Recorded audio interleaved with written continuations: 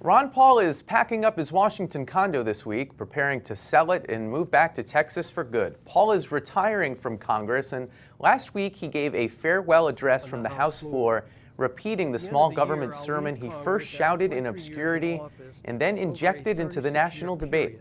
With his time in D.C. coming to a close, I sat down with Paul for a kind of exit interview. You've been here on and off since 1976. What would you say the three most damaging special interests are in Washington?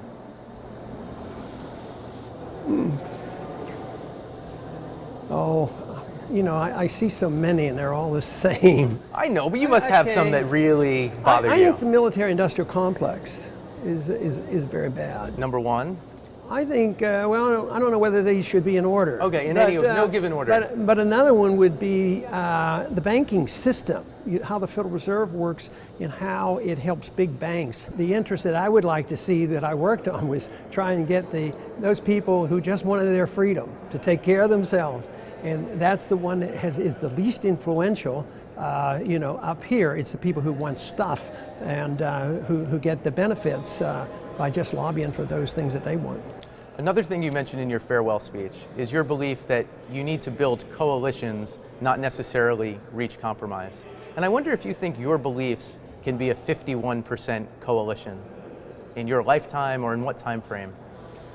I think, you know, if I go out to a crowd of people, no matter which crowd, I say, do you believe in free enterprise system, you know, that people should be able to work and have earnings? Yeah, I believe in that. Do you believe that your privacy should be protected, that the government shouldn't be in your bedroom and that they shouldn't be spying on you? People would agree.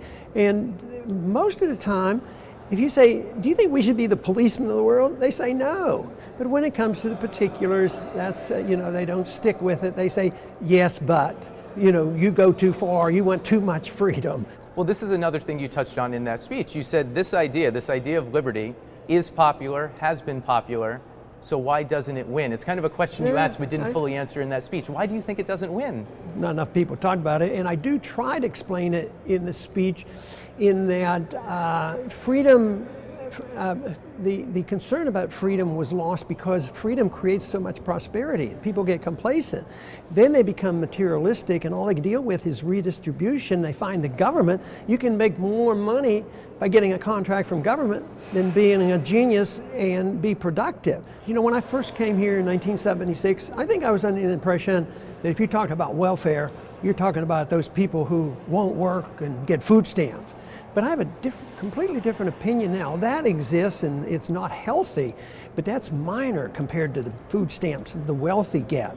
You know, the wealthy get the contracts and the special deals, and that's where I think the biggest trouble is. That's a way of speaking that most Republicans don't usually engage in. Your son, the senator from Kentucky, Rand Paul, said recently that the Republican Party is in danger of becoming a dinosaur. Yeah, but I think the whole government and the Democrat Party, the Republican Party, they're all dinosaurs. What's the future of the Republican Party, though? Well, the same as the Democrat Party. The principles are dinosaurs. The parties are going to linger because they're locked in by law. You're not allowed to compete. The laws are biased against us from competing. You can't. If you go third party, you can't get in debates, you can't get on ballots. You talk about the grip of that two-party system. Did you seriously consider running as an independent for president in 2012? No. Didn't consider it? Because it's not practical? Not practical, no, absolutely not practical. Because this would have been a good year to have an alternative, and you know, you can't get much of a showing either on the libertarian side or the green side. So then how do we get out of this system? What do you see as the answer to this? Or do we just keep bumping along the way things are? You can't believe that. That would make you too sad. No. You go to the campuses. You rally the young people. You stir up a whole generation of people. Ideas do have consequences. And that's where the good news is, because the campuses are alive and well with these views, and they know the system is bankrupt. And there is this illusion that you can spend endlessly and print endlessly, and there will always be credit out there. And so far, so good. But credit can end quickly, the dollar can crash quickly, and a new system will have to be developed. One last thing. What are you proudest of? Oh, nothing in particular other than the fact that when people say, one thing we can say about you is you are very consistent. And they say this in a very nice way. And you've changed the discussion in this country. You must be proud of that. Yeah, that'd be nice. Time will tell. But what I always get a charge on is when they're so nice and they say this, this isn't good, you're very consistent. They must say to themselves, but I'm always inconsistent, and that's wonderful. And they run the show. I never ran anything. You know, I was just bobbing along here when it came to legislation. So the people who, in a way, admit they're inconsistent get to run the legislative system. Thank you so much for your time. You're welcome. I really appreciate it. Okay.